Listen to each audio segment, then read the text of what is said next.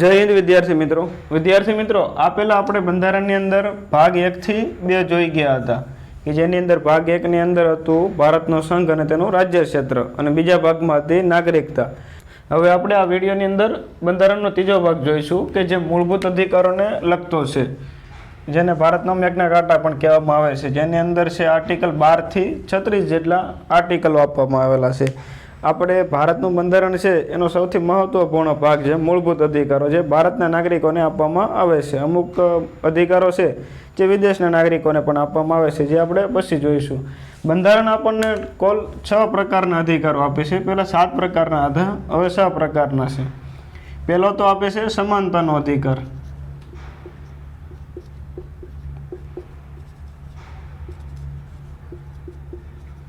તેની અંદર આર્ટિકલ 14 થી લઈ અને 18 સુધી આવશે સમાનતાનો અધિકાર।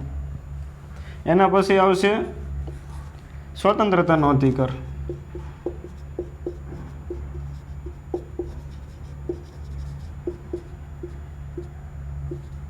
તેની અંદર આર્ટિકલ 19 થી લઈ અને 22 સુધી આવશે, 3 આર્ટિકલ।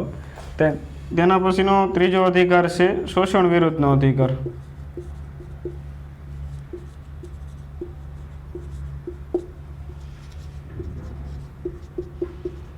તેની અંદર આર્ટિકલ 23 થી 24 એટલે 2 આર્ટિકલ આવશે, 23 અને 24।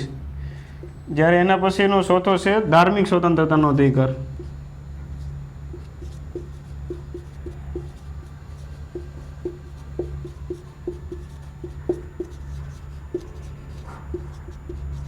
જેમાં આર્ટિકલ 25 થી લઈ અને 28 સુધી આવશે। તેના પછી અલ્પસંખ્યકોનો અધિકાર।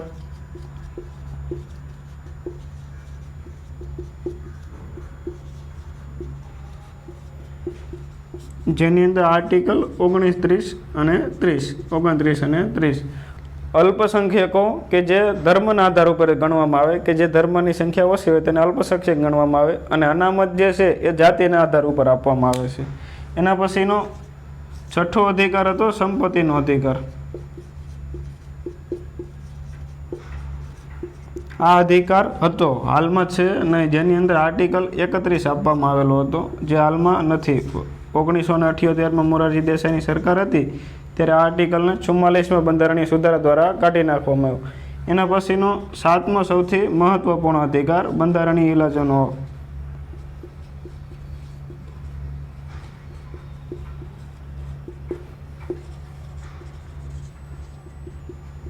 કે જે આર્ટિકલ 32માં આપવામાં આવ્યો છે, સૌથી મહત્વપૂર્ણ અધિકાર છે। આની અંતર્ગત આપણે 4 પ્રકારની રેટ કરી શકીએ છીએ, કે જે આર્ટિકલ 32માં આપવામાં આવ્યું છે। બાબા સાહેબ આંબેડકરે આ અધિકારને બંધારણનો આત્મા કહ્યો હતો, એટલે આપણે તેમાં એક પછી એક જોઈશું। સમાનતાનો અધિકાર, સ્વતંત્રતાનો અધિકાર, બધા આર્ટિકલ વાઇઝ આના પછી જોઈશું। પહેલાં તો આપણે સમાનતાનો અધિકાર જોઈએ।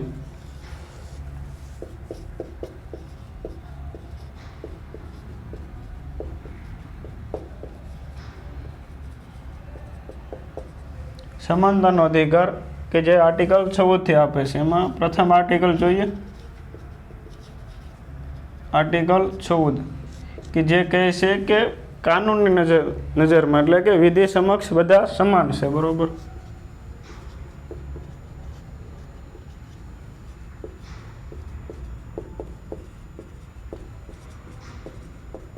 એટલે કાનૂનની નજરમાં બધા સમાન છે, અમીર હોય ગરીબ હોય, કોઈ આ પદ ઉપર છે તે કે જોવાનું નહીં। જે અદાલતની અંદર આપણે ન્યાયની દેવી છે તેને પણ આંખની ઉપર પટ્ટી બાંધેલી હોય છે, એટલે આર્ટિકલ 14 એવું કહે છે કે કાનૂનની સમક્ષ બધા સમાન છે। તેના પછીનો આર્ટિકલ છે આર્ટિકલ 15।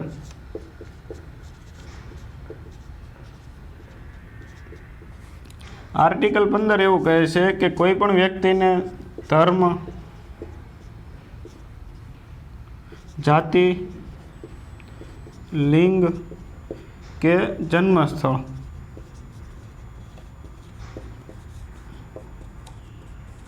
ભેદભાવ ના કરી શકાય।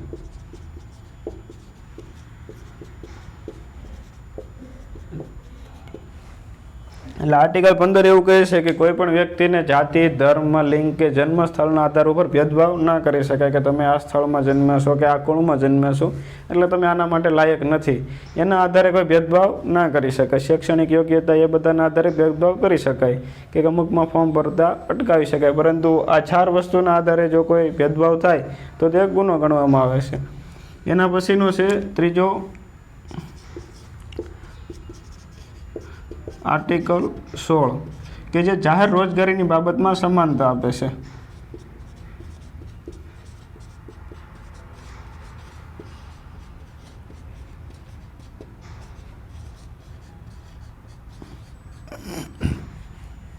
જાહેર રોજગારીની બાબતમાં સમાનતા કે કોઈ બી સરકારી નોકરી હોય જાહેર રોજગારી તેની અંદર કોઈને ફોર્મ ભરતા અટકાવી શકાય નહીં, બધા મને સમાન તક આપવામાં આવે.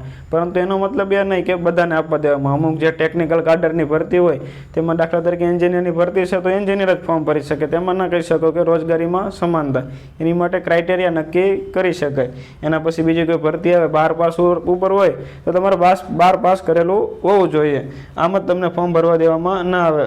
તમને અધિકાર મળે જાહેર રોજગારીની બાબતમાં સમાનતા, પરંતુ તેની માટે જે યોગ્યતા છે એ તો તમારે પાર કરવી જ પડે. એટલે આર્ટિકલ 16 કહે છે રોજગારીની બાબતમાં સમાનતા. તેના પછી આર્ટિકલ 17 કે જે અસ્પૃશ્યતા નાબૂદી કરે છે.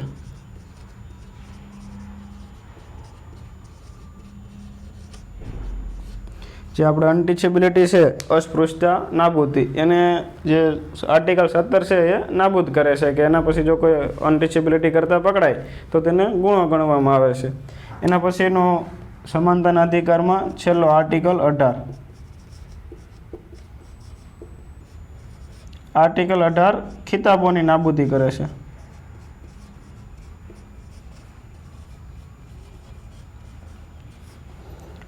તો આર્ટિકલ 18 ખિતાબોની નાબૂદી કરે છે. ઘણા લોકોની પાછળ જે ટાઇટલો પહેલાં લાગેલા હતા આઝાદી પહેલાં, મહારાજા, રાજકુમાર, રાજકુમારી, આ બધા જે ખાનદાની ટાઇટલો લાગેલા હતા એ આર્ટિકલ 18 અંતર્ગત નાબૂદ થઈ જશે. પરંતુ જે શૈક્ષણિકના એ બધા ટાઇટલો છે એ રહેશે. દાખલા તરીકે ડૉક્ટર છે, વકીલ છે, એન્જિનિયર, પછી આર્મીના કર્નલ, માર્શલ, એ બધા જે ટાઇટલો છે એ રહેશે. પરંતુ જે બીજા જે વંશ પરંપરાગત આપવામાં આવતા ટાઇટલો છે, મહારાજા, રાજા, ધીરાજ, એ બધા નીકળી જશે. અને એના પછી તમારે જો કોઈ વિદેશ પાસેથી તમને કોઈ ઉપાધિ મળી હોય ટાઇટલ, તો એ સ્વીકારતા પહેલાં તમારે રાષ્ટ્રપતિની પૂર્વ મંજૂરી લેવી જરૂરી છે. એટલે આ જે સમાનતાના અધિકારની અંદર એટલે આર્ટિકલ આવે છે 14, 15, 16, 17 અને 18. 14માં કાનૂની નજરમાં બધા સમાન છે.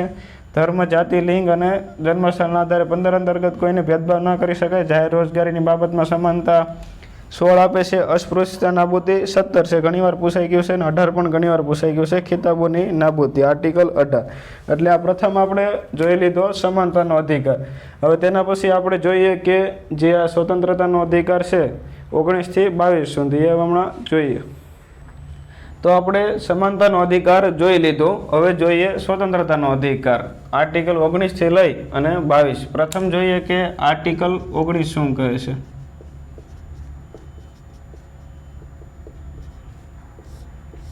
આર્ટિકલ 19 છે જે આપણને વાણીની સ્વતંત્રતા આપે છે.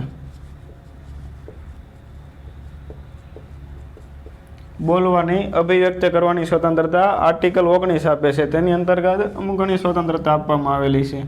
એક તો જોઈએ તો અભિવ્યક્તિની સ્વતંત્રતા.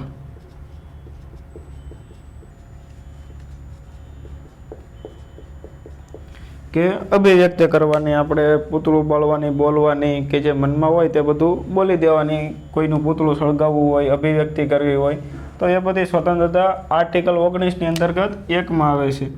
તેના પછી હથિયાર વગર ભેગા થવાની.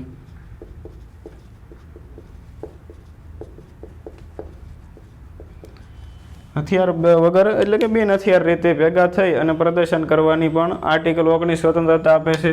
તેના પછી 19ની અંદર 3 સંગઠન બનાવવાની. 19(3) ભેગા થાવ, એના પછી તમે સંગઠન બનાવી શકો છો આર્ટિકલ 19 અંતર્ગત. એના પછી જે આપે છે આર્ટિકલ 19 કે તમારે દેશમાં રોકટોક વગર હરવા ફરવાની.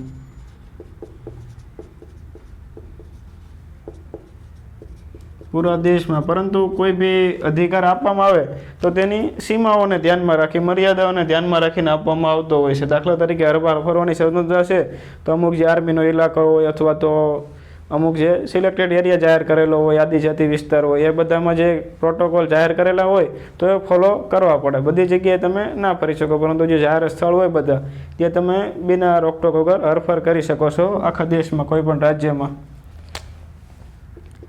તેના પછી એક આપે છે કોઈ પણ જગ્યાએ વસવાટ કરવાની સ્વતંત્રતા.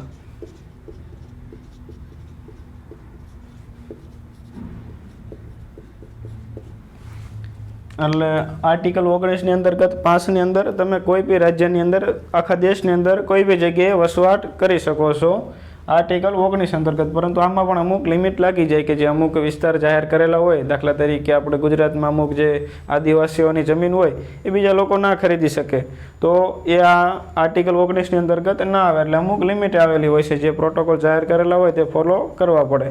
એના પછી એક અધિકાર હતો આમાં પણ 19(6) કે સંપત્તિનો અધિકાર, કે કોઈ બી જગ્યાએ સંપત્તિ ખરીદવાનો અને સંપત્તિનો અધિકાર આર્ટિકલ 19ની અંતર્ગત આપવામાં આવેલો હતો. પરંતુ જ્યારે સંશોધન કરવામાં આવ્યું 1978માં 44માં, ત્યારે 31 પણ કાઢી નાખવામાં આવ્યો અને આ જે છે 19(6) એ પણ કાઢી નાખવામાં આવ્યો, જેને કાનૂની અધિકાર બનાવી દેવામાં આવ્યો. એટલે પહેલાં હતો, હવે નથી. તો કદાચ તમને આમાં કન્ફ્યુઝન હશે કે સંપત્તિનો અધિકાર 31માં કે 19માં. તો જે આ ટોટલ 6 અધિકારો છે તેમાં બી છઠ્ઠો હતો અને 19ની અંદર પણ છઠ્ઠો. બંને જગ્યાએથી 1978ની અંદર તેને મૂળભૂત અધિકારમાંથી કાઢી નાખવામાં આવ્યો. તેના પછી સ્વતંત્રતાના અધિકારમાં બીજું છે આર્ટિકલ 20.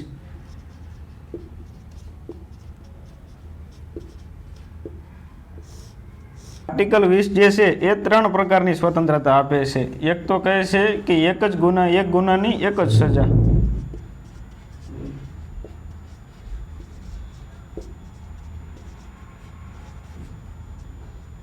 એટલે એક ગુનાની એક જ સજા, એટલે કે કોઈએ એકવાર સજા ભોગવી લીધી તો એના પછી બીજી વાર એને સજા આપવામાં નહીં આવે. પરંતુ એક મર્ડર કર્યું એના પછી બીજું મર્ડર કરે તો એક ગુનાની એક સજા ના કહેવાય, તો તેને વધારે પણ સજા થઈ શકે છે. જો 20 વર્ષની થતી હોય તો ઉંમર કેદ આપી દે, અને 2-3 મર્ડર કર્યા હોય તો ફાંસીની સજા પણ આપી દે. પરંતુ એકવાર તેને કોઈ બી ગુનો કર્યો, દાખલા તરીકે લૂંટફાટ કરી, 10 વર્ષની સજા થઈ અને 10 વર્ષની સજા પૂરી થઈ પછી તેને કોઈ સજા ના આપી શકે. એના પછી આર્ટિકલ 20ની અંતર્ગત બીજું છે કે જે સમયે ગુનો કર્યો હોય તે કાયદો લાગુ હોય તે જ પ્રમાણે સજા થાય.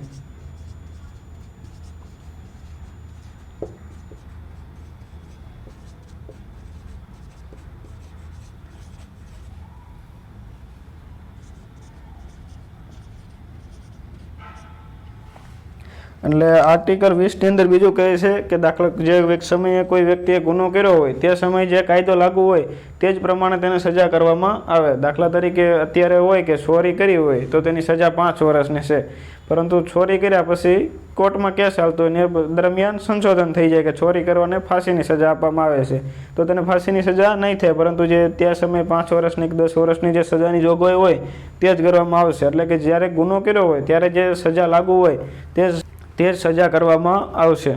એના પછી 3 એવું કહે છે કે કેદીને પણ કાનૂની રક્ષણ આપવું.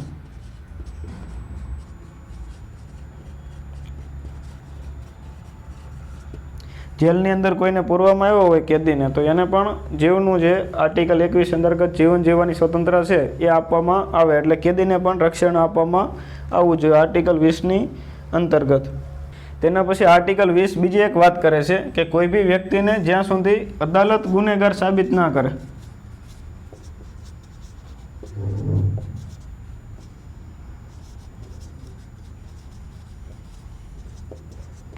જ્યાં સુધી કોઈ વ્યક્તિને અદાલત ગુનેગાર સાબિત ના કરે ત્યાં સુધી તેને ગુનેગાર કે અપરાધી ના માનવો. જ્યારે અદાલત ગુનેગારનો કરાર આપી દે ત્યારે જ તેને ગુનેગાર માનવામાં આવે, અપરાધી. બરોબર, અપરાધી કરાર આપે પછી જ અપરાધી મનાય.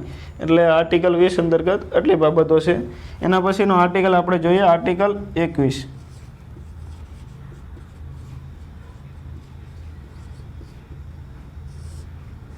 આર્ટિકલ 21 છે એ જીવન જીવવાની સ્વતંત્રતા આપે છે.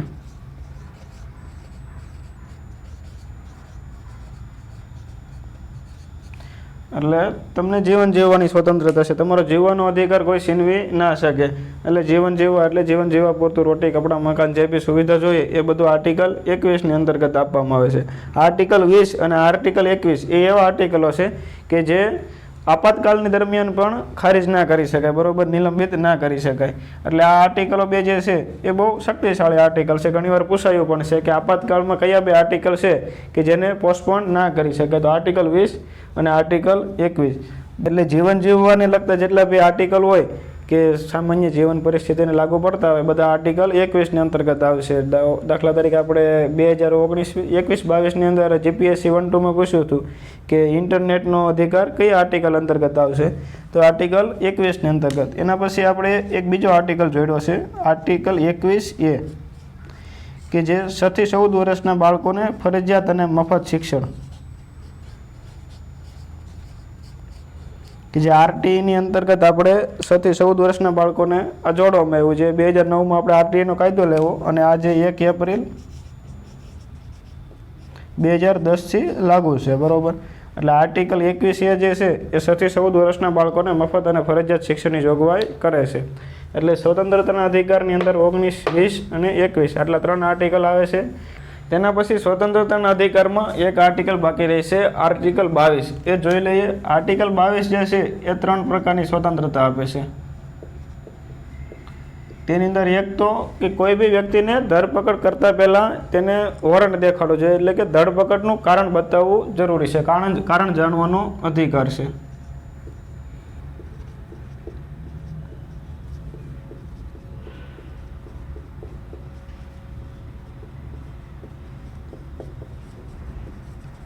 જેને આપણે વોરંટ પણ કહીએ છીએ, કે ધરપકડનું કારણ જાણવાનો અધિકાર આર્ટિકલ 22ની અંતર્ગત. એના પછી બીજું જે છે કે કોઈ બી વ્યક્તિની ધરપકડ થાય તો 24 કલાકની અંદર ડિસ્ટ્રિક્ટ મેજિસ્ટ્રેટ એટલે કે જજની સમક્ષ હાજર કરવો ફરજિયાત છે. 24 કલાકની અંદર જે આવવા જવાનો ને એ બધો રસ્તાનો સમયગાળો હોય અથવા તો રજાના દિવસો હોય તો તે કાઉન્ટ નહીં થાય. તો કોઈ બી વ્યક્તિની ધરપકડ કરવામાં આવે તો તેને 24 કલાકની અંદર જજની સમક્ષ હાજર કરવા જોઈએ. એના પછી ત્રીજું છે કે કોઈ બી વ્યક્તિ હોય ગુનેગાર તેને મનપસંદ વકીલ રાખવાનો અધિકાર છે.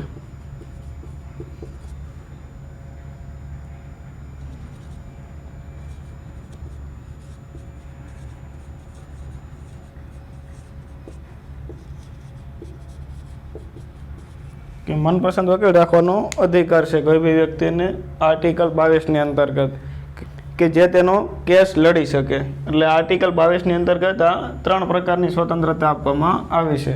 તો એ મુજબ આપણે આર્ટિકલ 14 થી 18 સમાનતાનો અધિકાર અને 19 થી 22 સ્વતંત્રતાનો અધિકાર, 2 અધિકારો જોઈ લીધા છે. તેના પછી આપણે શોષણ વિરુદ્ધનો અધિકાર 23 થી 24 જોઈશું. પરંતુ તેના પછી 12 થી 36 આર્ટિકલો છે, તો 12 ને 13 બાકી છે, એ લાસ્ટમાં જોઈશું. અને 32 પછી 33, 34 ને 35 એ આપણે એ પણ લાસ્ટમાં જોઈશું સાથે, બરાબર. તો આના પછી આપણે જોઈએ કે શોષણ વિરુદ્ધનો અધિકાર. તો આપણે પહેલાં જ સમાનતાનો અધિકાર જોયો, પછી સ્વતંત્રતાનો અધિકાર જોયો. હવે આપણે જોઈએ શોષણ વિરુદ્ધનો અધિકાર, કે જેની અંતર્ગત 2 આર્ટિકલ આવે છે, આર્ટિકલ 23 અને આર્ટિકલ 24. પહેલાં જોઈએ આર્ટિકલ 23.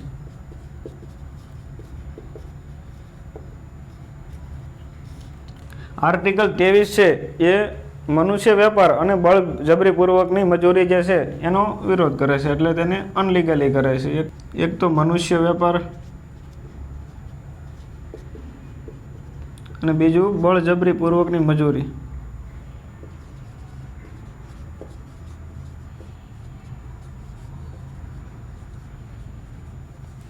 આ જે છે આર્ટિકલ 23 તે તેને ખારીજ કરે છે કે તમે મનુષ્યનો વેપાર ના કરી શકો અને કોઈ પાસે બળજબરીથી મજૂરી ના કરાવી શકો. એટલે કે જે આપણે વેઠ પ્રથા કહીએ છીએ, જે ન્યૂનતમ વેતન અથવા તો વેતન આપ્યા વગર કોઈ પાસે કામ કરાવવામાં આવે, ગુલામી પ્રથા, તેને નાબૂદ કરે છે. એના પછીનો આર્ટિકલ છે આર્ટિકલ 24.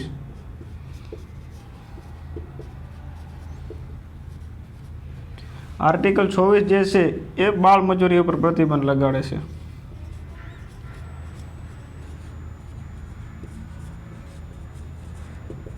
એટલે કે 14 વર્ષથી નીચેના જે બાળકો છે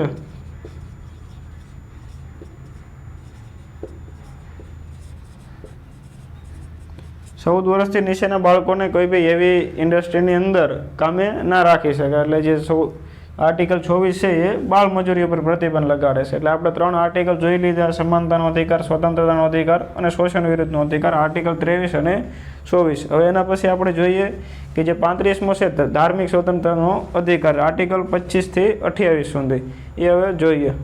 તો આપણે 3 પ્રકારના અધિકારો જોઈ લીધા: સમાનતા, સ્વતંત્રતા અને શોષણ વિરુદ્ધનો અધિકાર. હવે આપણે ચોથો જે ધાર્મિક સ્વતંત્રતાનો અધિકાર છે એ જોઈશું. તેની અંદર આર્ટિકલ 25 થી 28 આવે છે. તો આપણે જોઈએ આર્ટિકલ 25 પહેલાં. આર્ટિકલ 25 છે એ ધાર્મિક સ્વતંત્રતા આપે છે કે કોઈ બી તમારે ધર્મ પાળવાનો અને માનવાનો અધિકાર છે.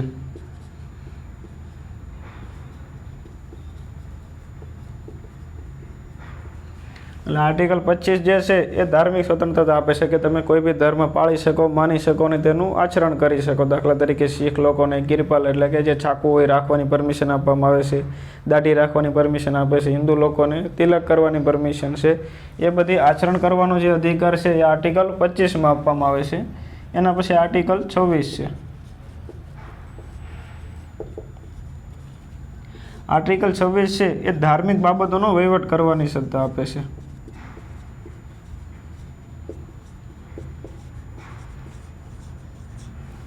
એટલે કે સામૂહિક કોઈ ધાર્મિક કાર્યો કરવા, તેની માટે દાન મેળવવું કે કોઈ સંસ્થા ચલાવવી, એ બધા જે કાર્યો છે એ આર્ટિકલ 26 અંતર્ગત કરવાની સ્વતંત્રતા આપવામાં આવે છે. તેના પછી આર્ટિકલ 27.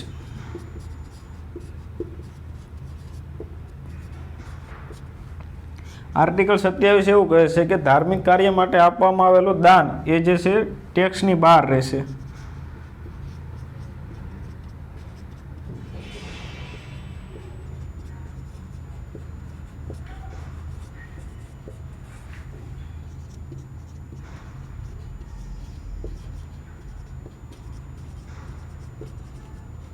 ધાર્મિક કાર્યમાં કોઈ ફાળો આપે તો એ જે દાન છે એની ઉપર ટેક્સ નહીં લાગે. એટલે આર્ટિકલ જે 27 છે એ કહે છે કે ધાર્મિક કાર્ય માટે આપવામાં આવેલું દાન એની ઉપર ટેક્સ નહીં લાગે.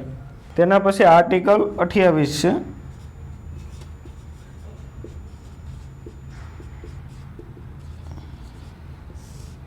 આર્ટિકલ 28 છે એ એવું કહે છે કે સરકારી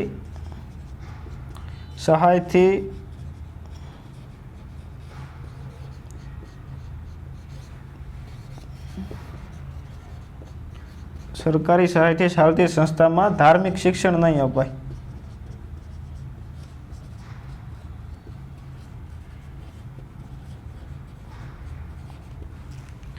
એટલે આર્ટિકલ 28 એવું કહે છે કે કોઈ બી સંસ્થા હોય એ સરકારના સહાયથી કે સરકારી ગ્રાન્ટથી ચાલતી હોય, એટલે સરકારી હોય, તેની અંદર કોઈ પણ પ્રકારનું ધાર્મિક શિક્ષણ આપવામાં નહીં આવે.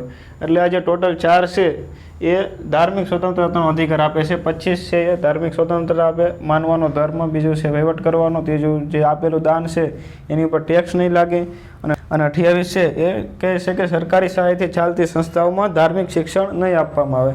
તો આપણે ટોટલ સમાનતાનો અધિકાર, શોષણ વિરુદ્ધનો અધિકાર અને ધાર્મિક સ્વતંત્રતાનો અધિકાર 25 થી 28 સુધી જોઈ લીધું. એના પછી આપણે અલ્પસંખ્યકોના અધિકારો જે 29 અને 30 એ છે એ જોઈ લઈએ. બરાબર છે. તો આપણે હવે જોઈએ કે અલ્પસંખ્યકોના અધિકાર એટલે માઇનોરિટીના રાઇટ. બરાબર. એની અંદર પહેલા આર્ટિકલ છે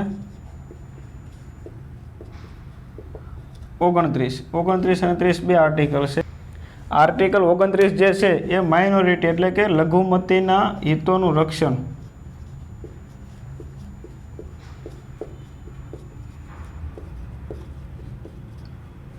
જે બી માઇનોરિટી છે તેની ભાષા, સંસ્કૃતિ, એની જે પરંપરાઓ છે એ બધું જાળવી રાખવા માટે, તેનું રક્ષણ કરવા માટે સરકાર પગલાં લેશે. બરાબર. આર્ટિકલ 29 જે છે એ લઘુમતીના હિતોના રક્ષણ માટે છે, અને તેની ભાષા, સંસ્કૃતિ એના આધારે કોઈ બી સંસ્થામાં પ્રવેશ માટે રોકી શકાય નહીં.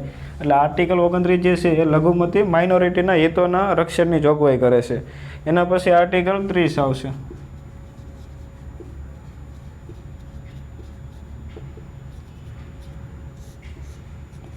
આર્ટિકલ 30 એવું કહે છે કે લઘુમતીઓને કોઈ બી શૈક્ષણિક સંસ્થા છે કે એમાં અભ્યાસ કરવા જતા સંકોચ અનુભવાતો હોય તો એ લોકો પોતાની સંસ્થા ખોલી શકે શૈક્ષણિક.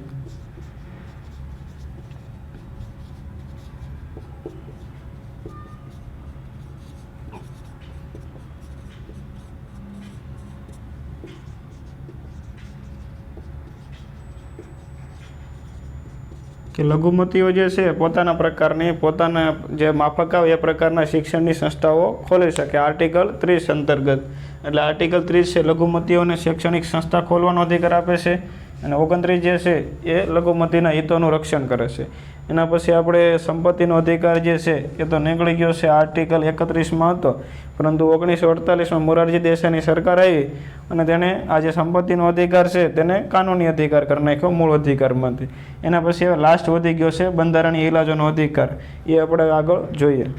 તો આપણે છેલ્લો અધિકાર જોઈએ કે બંધારણીય ઇલાજોનો અધિકાર આર્ટિકલ 32, બરોબર. આર્ટિકલ 32ની અંતર્ગત આપવામાં આવ્યો છે અને આને બંધારણનો આત્મા કહ્યો છે બાબા સાહેબ આંબેડકરે.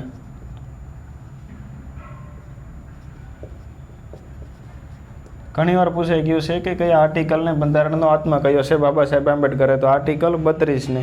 આ જે આર્ટિકલ 32 છે તેની અંતર્ગત આપણા જે એટલા મૂળભૂત અધિકારો છે જે આપણે સમજ્યા તે છીનવાઈ રહ્યા હોય તો આપણે ડાયરેક્ટ સુપ્રીમ કોર્ટની અંદર રીટ કરી શકીએ છીએ. એટલે કોઈ બી કેસ હોય, માત્ર મૂળભૂત અધિકારોનો કેસ એવો છે કે જેની અંદર આપણે ડાયરેક્ટ સુપ્રીમ કોર્ટમાં અરજી કરી શકીએ છીએ. બાકી કોઈ બી કેસ હોય તો ડાયરેક્ટ સુપ્રીમ કોર્ટમાં ચાલુ ના થાય, પહેલાં નીચલી અદાલતમાં જાય પછી સુપ્રીમ કોર્ટમાં જાય. પરંતુ મૂળભૂત અધિકારો એક જ માત્ર એવું ક્ષેત્ર છે કે જેની અંદર આપણે ડાયરેક્ટ સુપ્રીમ કોર્ટમાં અરજી કરી શકીએ છીએ. આર્ટિકલ 32 અંતર્ગત 5 પ્રકારની રીટ કરી શકીએ છીએ. અને આર્ટિકલ 226 છે તેની અંતર્ગત આપણે જે રાજ્યની અદાલત હોય હાઈકોર્ટ તેમાં અરજી કરી શકીએ છીએ. તેની અંદર મૂળભૂત અધિકારોને લઈને પણ આપણે અરજી કરી શકીએ અને કાનૂની અધિકારોને લઈને પણ અરજી કરી શકીએ. એટલે આ જે રીટ કરવાનું ક્ષેત્ર છે તેમાં તેનું ક્ષેત્ર મોટું થઈ જશે. સુપ્રીમ કોર્ટની અંદર આપણે માત્ર મૂળભૂત અધિકારોને તે લઈ અને રીટ કરી શકીએ, જ્યારે હાઈકોર્ટ છે તેની અંદર આપણે કાનૂની અધિકારો માટે પણ રીટ કરી શકીએ. એટલે આમાં તેનું ક્ષેત્ર મોટું થઈ જશે. એટલે એકવાર ક્વેશ્ચન પૂછ્યો હતો કે એવું કઈ વસ્તુ છે કે જેની અંદર સુપ્રીમ કોર્ટ કરતાં હાઈકોર્ટનું કાર્યક્ષેત્ર મોટું છે, તો રીટ કરવાનું ક્ષેત્ર જે બંધારણીય ઇલાજોનું અધિકાર છે તેની અંતર્ગત. તો આપણે પ્રથમ જોઈએ કે આપણે કે 5 પ્રકારની રીટ છે તે કયા કયા પ્રકારની રીટ કરી શકીએ. તો પહેલી રીટ તો છે બંધી પ્રત્યક્ષીકરણ, જેને ઇંગ્લિશમાં કહેવાય છે હેબિયસ કોર્પસ.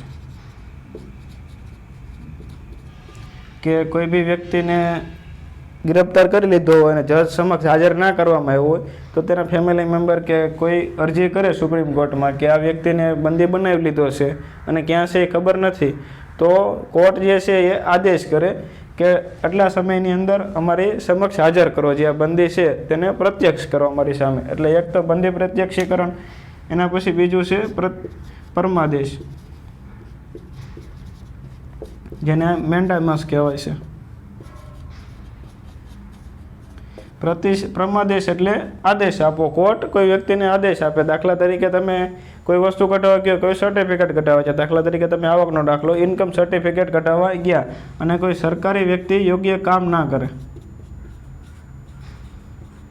વ્યક્તિ કે અધિકારી બરોબર કામ ન કરે, તો તમે કોર્ટમાં જઈ અને અરજી કરી શકો છો. તો કોર્ટ એને ડાયરેક્ટ નોટિસ આપશે કે એટલા સમયની અંદર તમે આ જે કાર્ય છે એ પૂરું કરી દો. એના પછી ત્રીજું છે અધિકાર પુચ્છા,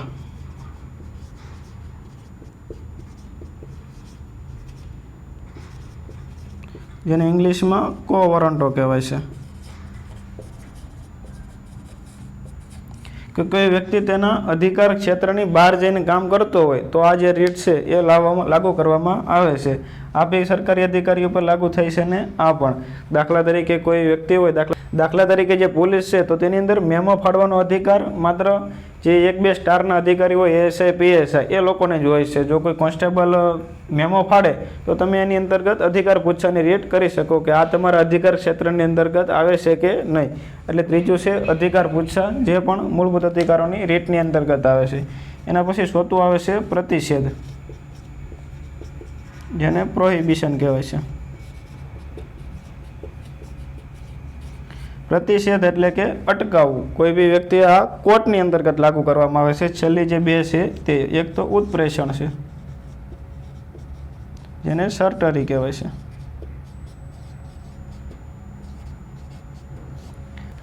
તો જે પ્રતિષેધ છે એ કોઈ નીચેની તાબાની અદાલત હોય અને એને કોઈ ચુકાદો આપ્યો હોય અને ઉપરની અદાલત છે એ તેને ખારીજ કરી દે તો પ્રતિષેધ લાગ્યું કહેવાય. જે આ બંને જે છે એ કોર્ટ ઉપર લાગે છે કે કોઈ નીચેની અદાલતે તેના કાર્યક્ષેત્રમાં ના આવતો હોય, તેઓ ચુકાદો આપી દીધો હોય તો તેની ઉપર પ્રતિષેધ લાગે છે અને ઉપરની કોર્ટ પોતાની પાસે કેસ લઈ લે અને નવો ચુકાદો આપે છે.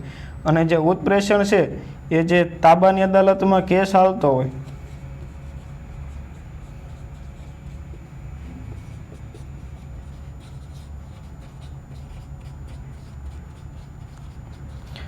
એટલે તાબાની અદાલતમાં જે કેસ ચાલતો હોય તે ઉપરની અદાલત પોતાની પાસે લઈ લે તો તેને ઉત્પ્રેષણની રીટ કહેવાય છે. એટલે આ 5 પ્રકારની જે રીટ છે, બંધી, પ્રત્યક્ષીકરણ, પરમાદેશ, અધિકાર પૂછા અને પ્રતિષેધ, એ આપણે આર્ટિકલ 35ની અંતર્ગત ડાયરેક્ટ સુપ્રીમ કોર્ટની અંતર્ગત કરી શકીએ છીએ. હવે જે અમુક આર્ટિકલ બાકી રહેશે ભાગ 3ની અંતર્ગત એ આપણે જોઈએ. તો અમુક આર્ટિકલો બાકી હતા 12 થી 13 અને 33, 34 ને 35, ટોટલ આમાં 12 થી 35, 36 થી તો ડીપીએસપી રાજ્ય નીતિના માર્ગદર્શક સિદ્ધાંતો ચાલુ થઈ જશે. 12 થી 35 છે એ મૂળભૂત અધિકારોને લગતા છે. 12મું જોઈએ તો એ રાજ્યની વ્યાખ્યા કરે છે. એટલે જે આ મૂળભૂત અધિકારો છે તેમાં દર વખતે રાજ્ય શબ્દનો ઉલ્લેખ થયેલો હોય છે કે રાજ્ય આવું કરશે, રાજ્ય તેવું કરશે. તો રાજ્યની વ્યાખ્યા કરે છે. રાજ્ય એટલે કે જે કોઈ બી સ્વતંત્ર સંસ્થા હોય તેને રાજ્ય ગણવામાં આવે છે. તેની અંદર સંસદ પણ આવી જાય, રાજ્યોની વિધાનસભા પણ આવી જાય. કોઈ બી આપણે જીપીએસસી છે, યુપીએસસી છે કે કોઈ બી કંપની હોય જે સ્વતંત્ર સંસ્થા છે અને તેના પોતાના નિયમ કાનૂન છે તે રાજ્યની અંતર્ગત આવશે. તેના બધાના પોતાના નિયમ કાનૂન હોય, પરંતુ જે મૂળભૂત અધિકારો છે તેના દાયરામાં રહી અને તેને નિયમ કાનૂન બનાવવાના હોય છે. એટલા માટે જ આર્ટિકલ 13 એવું કહે છે કે જે બી કાયદા મૂળભૂત અધિકારોનું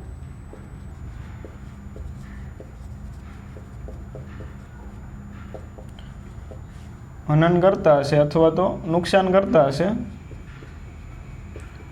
તે તેટલા પ્રમાણમાં ખારિજ થઈ જશે.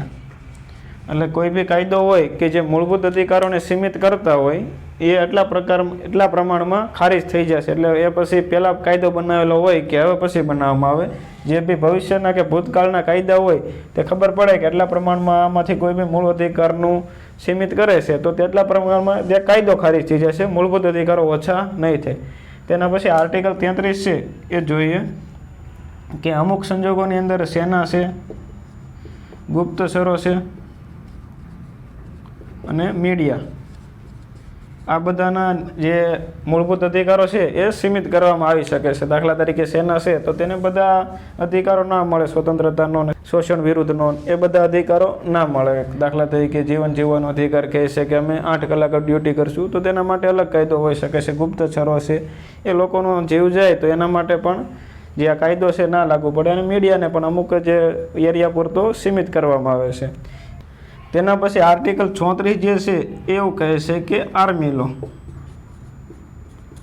એટલે આર્મી એટલે માર્શલ લો કહીએ છીએ આપણે જેને. માર્શલ લો કોઈ બી સહી જગ્યાએ લાગે તો તેના અમુક જે મૂળભૂત અધિકારો છે તેને સીમિત કરી શકાય છે, પરંતુ જે 19 અને 20 અને 21 છે એ અધિકારો ક્યારેય સીમિત કરી શકાતા નથી. એટલે આર્મી લોની અંતર્ગત અમુક અધિકારોને સ્થગિત કરી શકાય છે. જ્યારે આર્મી લો કોઈ બી સ્થળ પૂરતો લાગીતું હોય સીમિત જે એરિયામાં, તેની અંદર મૂળભૂત અધિકારો સીમિત કરી શકાય છે. અને આર્ટિકલ 35 જે કહે છે કે જે આ બધા મૂળ અધિકારો છે એને લાગુ થવાની પ્રક્રિયા, કઈ રીતે આ જે મૂળભૂત અધિકારો છે એ લાગુ થશે, કઈ પ્રોસેસથી, તો આ જે છે એ આર્ટિકલ 35માં બતાવવામાં આવે છે. તો આ જે હતો બંધારણનો ભાગ 3, બરોબર છે, કે જે મૂળભૂત અધિકારોને દર્શાવે છે. તેની અંદર આર્ટિકલ 12 થી લઈ અને 35 સુધી આપણે સમજીએ. આઈ હોપ કે તમને આજે એટલું છે સમજમાં આવી ગયું છે. આ સિવાય બી તમારા કોઈ ક્વેશ્ચન હોય તો તમે કોમેન્ટમાં લખી શકો છો. જય હિન્દ.